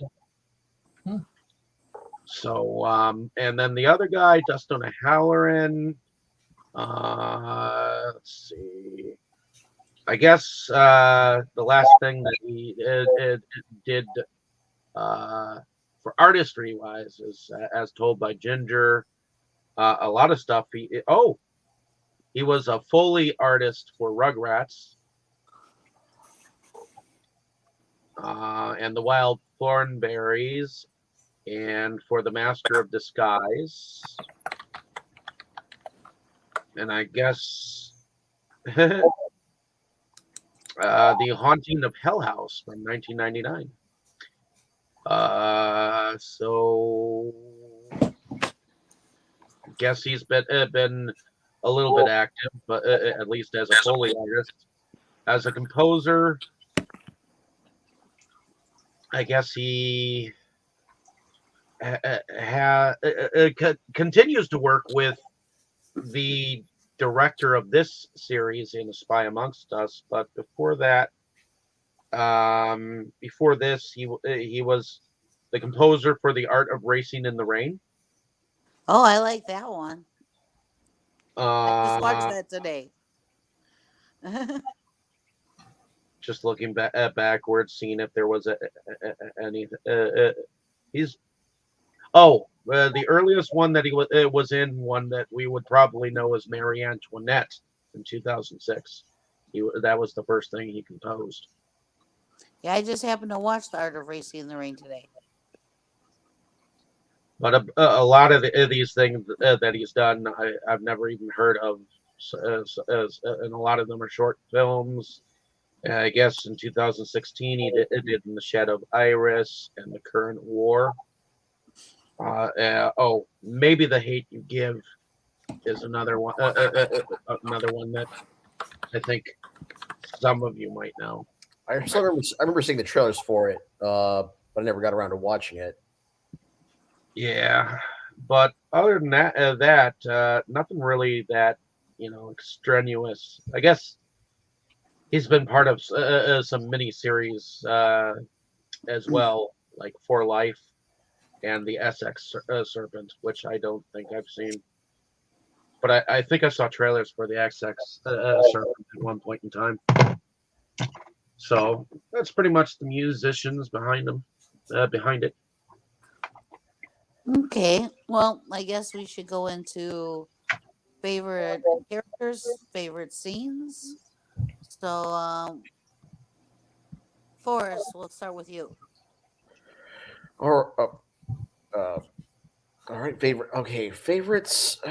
For this so for this version, I would say I don't know. For me, just the overall. I think just the overall production value. The overall production value was really well done. Just the set design, the costumes. That was all. I think that was all really, really well done. Even though, I know even though the ghosts looked very ordinary, I still thought the makeup work on the ghost of Christmas Future still looked pretty cool. At least with the stitched mouth.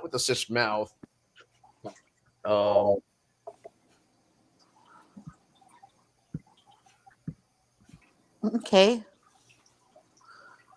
Crow. Yo. Favorite character, favorite scene.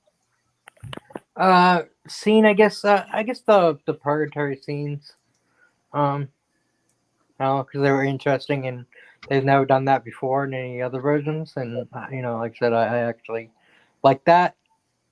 So I'd have to go with those scenes. As far as character, I only have a favorite character. None of the characters stood out enough for me to say, oh, I really love that character. I mean, Bob is a decent guy, but he doesn't really stand out. Even Tiny Tim doesn't have a lot in this version to stand out much. Maybe his wife stands out the most, but yeah, they don't. I don't really have a favorite as far as as it goes. Okay. How about you, Jake? Well, far as favorite scenes in this version, I do love that sequence at the beginning where the kid pissing on Marley's grave and Marley waking up all upset about it. I'm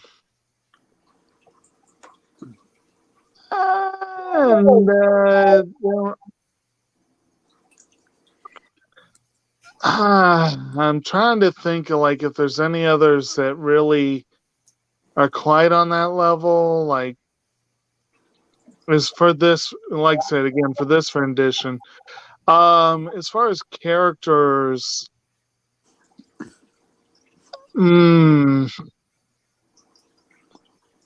again, I did kind of like the Ghost of Christmas Past, but partly that was just just Andy Serkis is always a delight. Normally, I probably would say Scrooge, but this is one version where I would not be able to say that.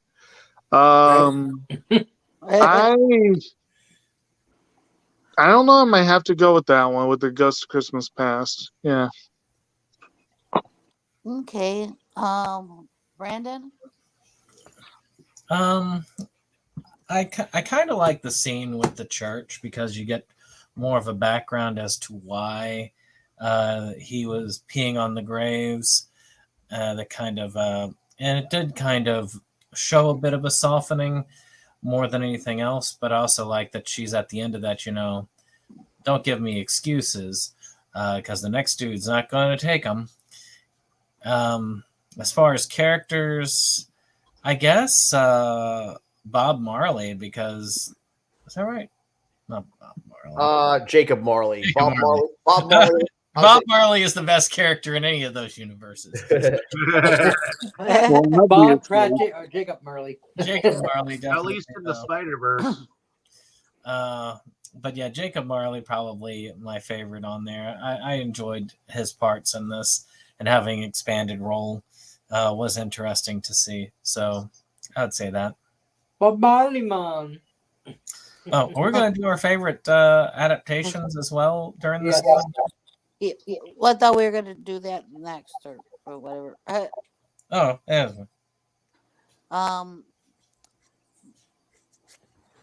David? Oh, I love the knocker part. I do love the purgatory part. You love your the whole knockers. scene. I mean, just the whole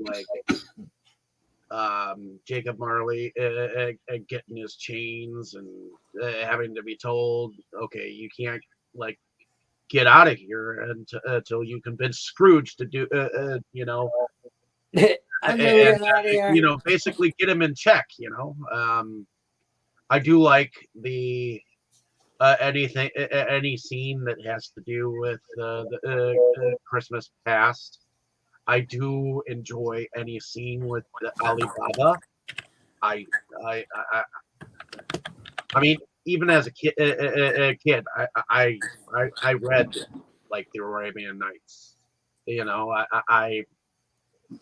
I liked those stories. So, in a sense, I could see, him liking that. And though I know this whole thing throws everything out the door, including the curtains. It leaves you wondering, about the character Scrooge, in the future. Do you really care about this guy or not? I mean, should you really care about him, and should he care about himself? My favorite character, I would have to say, is between Jacob Marley and the Ghost of Christmas Past. Okay. Yeah, I mean, I don't. They didn't really show they showed him redeemed a little bit, but a lot less than they do in most of the other versions as well. He's just like a quick visit with saying he's selling the business and giving him the money and saying his blessing for him to go to another company and blah blah. I don't really think that he was redeemed, nor was he forgiven. So and he did tell Tiny Tim that not to go skating and can't go skating because it's wrecked and blah blah blah. And so I mean, I think that was redemptive in itself, but like I said, it just wasn't as much as the other versions show. The other versions, he's happy and singing and going. You have the kid getting big turkey and then he goes visit them and then he goes and visits his nephew and joins them and it's a whole big festive thing and you really see that dude has changed. Whereas this version, you don't really get that as much. How much did he change? He had one little scene where he kind of changed, but Yeah, you Yeah, don't that's even what get the part where he's like, "You there, lad? What day is it? Christmas Why Day." it's Christmas Day? I didn't miss it. Yeah. Exactly. Exactly. Okay. Well, I have to say my favorite character is Marley. Um, favorite scene. Um, I really do like that one that David mentioned earlier with the hat and all in it. It spun. You could see all these different things in his past. I thought that was really cool how they did that. So, so I guess we're gonna go through and say which one is our favorite. This one's definitely one of my favorites, and I actually really like the Patrick Stewart one. The which one? Patrick Stewart one. Oh, Picard. David, which one's yours? which one's mine? Well, Yeah. I go between 4 or 5 of them. An American Christmas Carol, the the Christmas Carol with Alistair Sims, That's the other one. only in black and white. Yeah, I like that one too. Um, I grew up with that one. I grew up with that one. And the Muppet Christmas Carol. And I believe I'll throw in Magoo's Christmas Carol. See, the funny thing is, I didn't grow up watching any of these. I don't think I might have seen the one with Alistair in it, just You because of poor being there deprived child. by my great grandparents, but it wasn't. I really didn't realize there was all these different Well, versions. if you haven't seen my favorite, then you need to watch it. See, thank you very much. Thank you Thank you very very much. much. That's the nicest thing anyone ever done for me. What'd I do? He died. What's that? Which one? That one, I believe, has Scrooge. Well, it has Scrooge, but someone plays him. Yeah, I know. Scrooge is that one is Scrooge over Vinny. Yep, Albert Finney.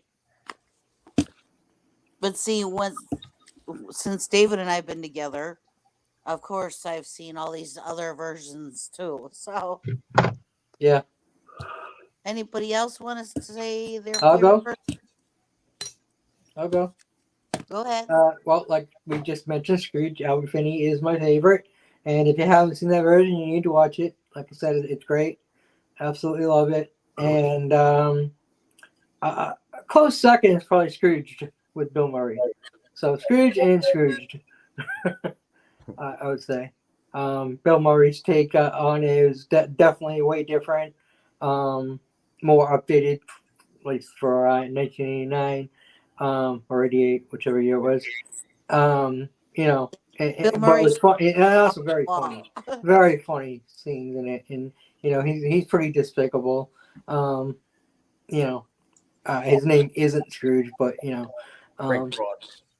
yeah, still, it's the Scrooge story, and so really like them. But my favorite is definitely the Albert Finney. It's just like I said, it's one I grew up with. I mean, I grew up with the other Christmas story, a Christmas Carol one that Jay just mentioned, but the Scrooge Albert Finney one, just something about that one is just my favorite. Okay, how about you, Forrest? For me, my favorite versions are Muppet Christmas Carol, which I saw when it came. I saw it in theaters when it came out when I was 5 years old.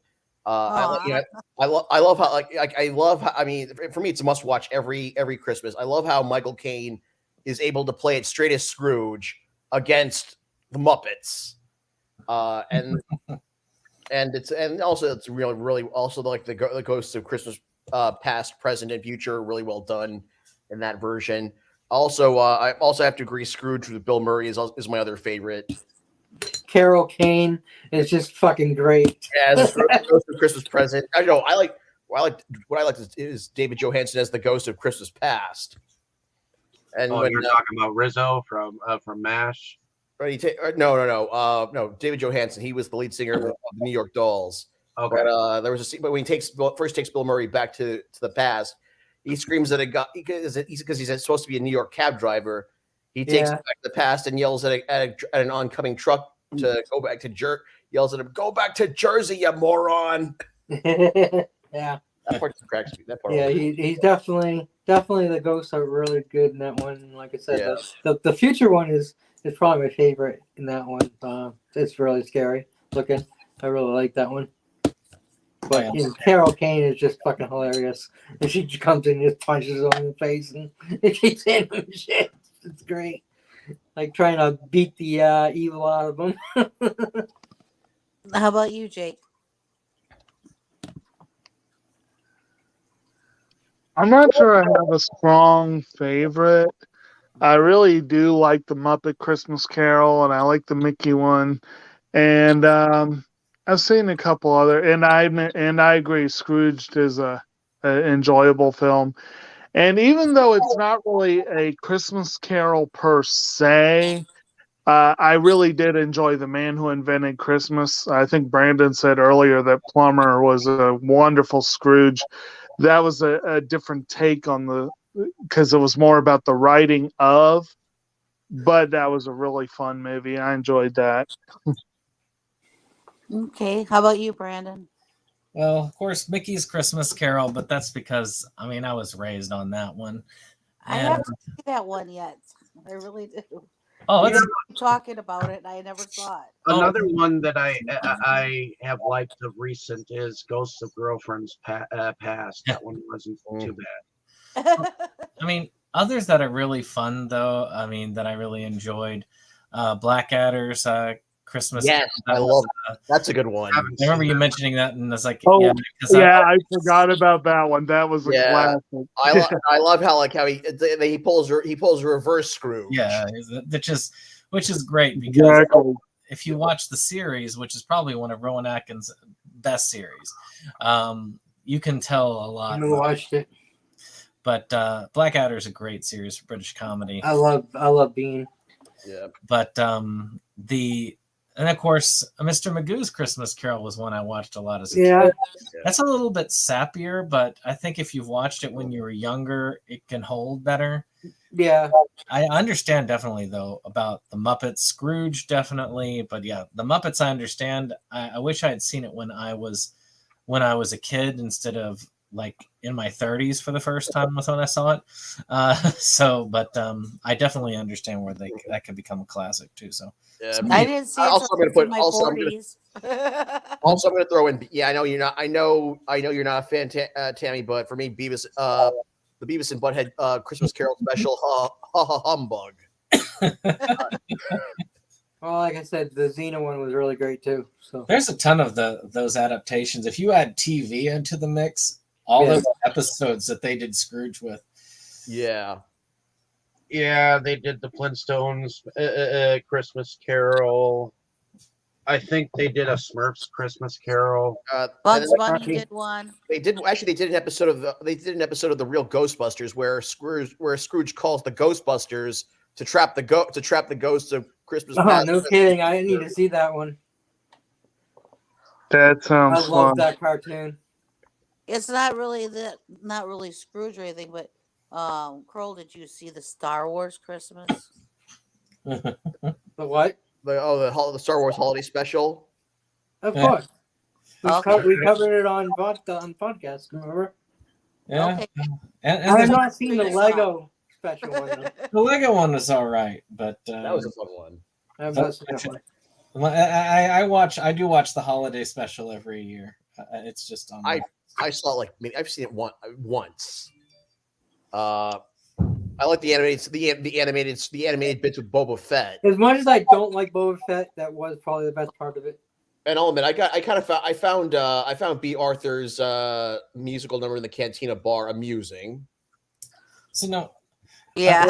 Now the real question for you, Kroll, though, did you see it when it originally aired? Oh yeah. Right on TV. Because that would have been cool, because you would have entered Empire Strikes Back with already a working knowledge as to who Boba Fett was. Yeah, I did see it. I did see it live. Because that would have been cool that would have been cool if I'd seen that before I saw Empire, because that would have given me more insight as to, oh, this guy is just more than just a cool looking set of armor, which is all he really was. Like I said, I've never really been a big Boba Fett fan. In the books, they definitely fleshed him out way better and stuff. But yeah. Okay, well, I guess that concludes everything. We'll go to outros. Sure. How about you, Forrest? We'll go with you first. All right. My name's Forrest Bennett. I'm an independent film producer and actor based in Long Island, New York. I just had a movie come out last month, Amityville Thanksgiving, and I got another one that's coming. That should have. I mean, I filmed it, but I don't know if it's coming out already. Silent. Okay, actually, wait. Actually, let me just check. It's Silent Night, Bloody Night 3. That I acted in. I think it might have. I think it premiered. It was supposed to come out. It was supposed to come out this month, but I think it got. I don't know what happened. Probably had a delay. Yeah. And then also, and then I have, and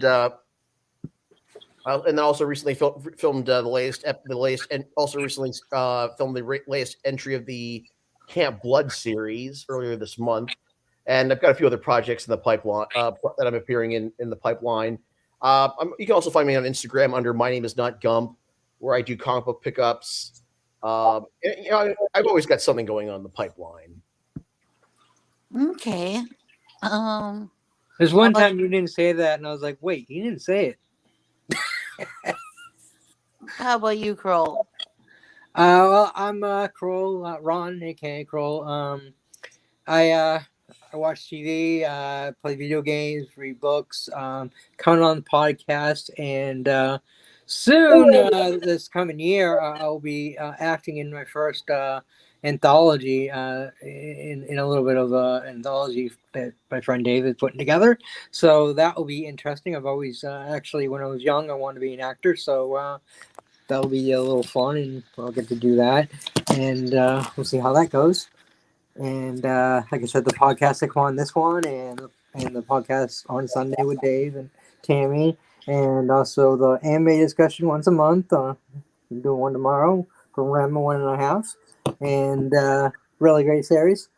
And yeah, I've come on a few podcasts of Moe's, and plan on more special ones and different ones as well. So I'm around.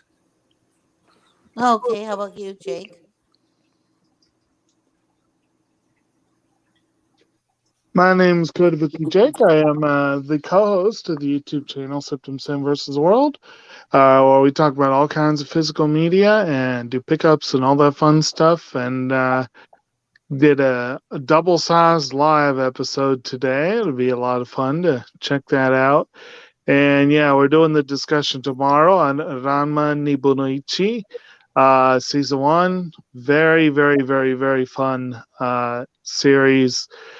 A lot of fun. Good. I know Brandon calls it a gateway series. It kind of is. It's a get your anime fix with that one. But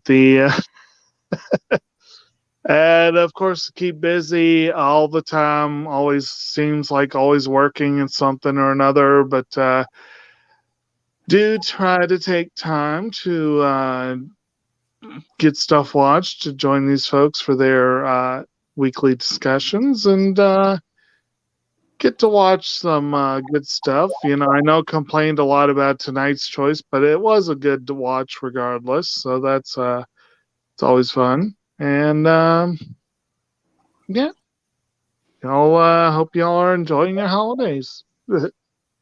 Well, that's the fun of going on these two, is you get everybody's opinions and stuff, and we might not all like the film, and that's what this discussion is about, right? To get everybody's opinions and everything. So I go on this one and another one with David, and I enjoy talking with everybody and getting their opinions, whether it's a film I picked or they did, and get to see different films. Some I like, some I don't, and It's a lot of fun. So I guess we'll go over to Brandon. Oh yeah, and I thought this was, despite what I've said, I thought this was a pretty decent rendition. But that's the great thing, is that I get to be introduced to stuff I probably would have never seen, and I probably never would have heard of this otherwise. So Yeah. it kind of is cool to get these different versions. Jake, I'm glad I could bring something to the table that people hadn't seen before. Yay! Yeah, we hadn't seen it. now I will say that if we had somebody on here who was like, I've never seen any adaptation of A Christmas Carol before or heard of it before this, that would have been interesting. Yeah. That would have been weird. Okay, what fucking cave were you living in? But as far as the channel, we do our best to enjoy that physical media spirit. We just did a live show where we showed off some of the cool stuff that we got over the holiday season. So that's going to take the place of our Wednesday show. But we have a whole bunch of first impression episodes, and as Jake said, that upcoming anime discussion. Yep, and, that'll be fun. And Dave, if you get back to me after you're done, I'll throw out next month's stuff. Yep. Okay, David, and how about you? Well, my name is David Streggy. I'm one of the founding fathers of Inside Movies Galore. So thank you for coming along with us on this fantabulous film journey that we've been having. But we are closing out the year. So hopefully you get a chance to go back to some of the episodes that we have covered and some of the episodes that we've updated. Because we have several members that weren't here with the original crew. So have at it.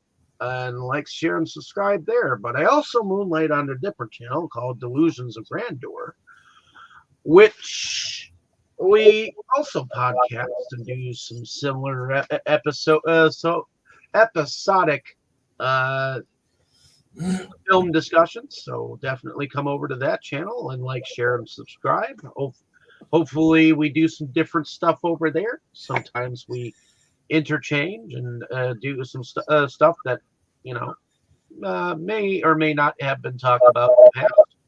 But we have fun, and Kroll and my fiance are very good companions to have on there with me for that.